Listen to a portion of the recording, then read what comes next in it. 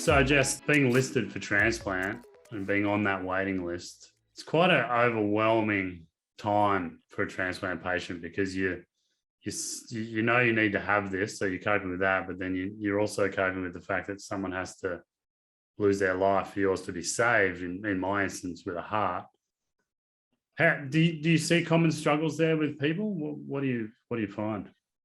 Yeah, I think it's the unknown area of life. You've just been put onto a wait list and everything could change in a couple of days or a couple of weeks or a couple of years. And there's sort of that feeling of hope, but then also the realization that yes, someone is going to have to pass away and a family has to consent to donating that person's organs. And it's a really tough situation to be in. I mean, so many people don't have to ever deal with those types of roller coaster emotions. I mean, there's so much gratitude and thank yous and I can't believe this is happening. But then there's just this empty, lost feeling that someone has had to go for this process to be even happening.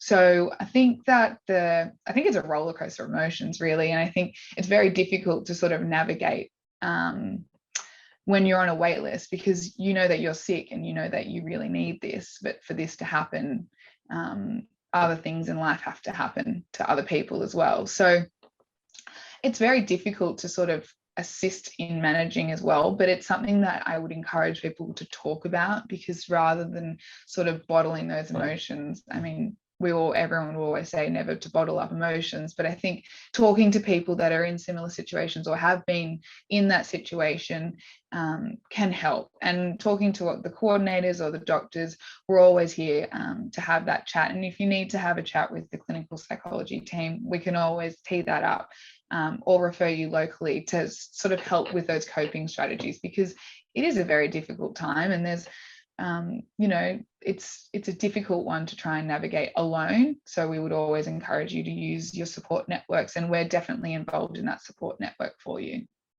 Yeah, and that's a good example. I remember for me, it was when I first got listed, I didn't want the phone to ring. I wasn't ready for it yet, even though I knew it could happen at any moment. And as my illness declined, over that period, I was on the waiting list for about a year, maybe just over. It changed somewhere along the line of, okay, now I'm ready to, I really need this to happen.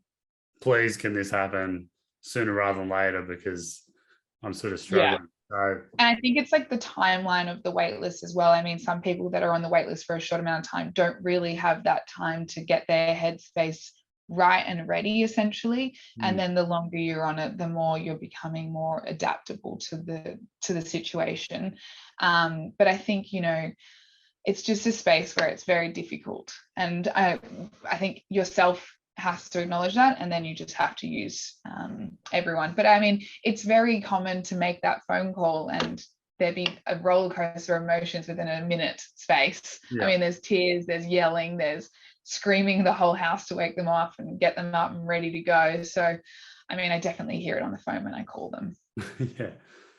I guess I'm just trying to think what else we could bring out of that.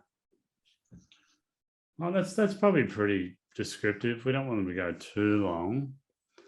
Yeah. All right.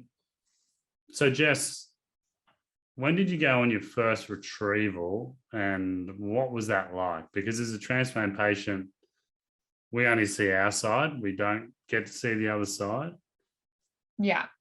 The retrieval side is something that it's difficult, to say the least. I mean, you're there in a operating theatre with someone that's donating their organs. I mean, clinically speaking, there's responsibilities that we have and that we need to do to ensure that the organs are preserved and that we're able to store them and get them home as safely and quickly as possible. So, there's big responsibilities there, but it's also about being really mindful of what's just happening and the process that's going on and being extremely respectful, obviously.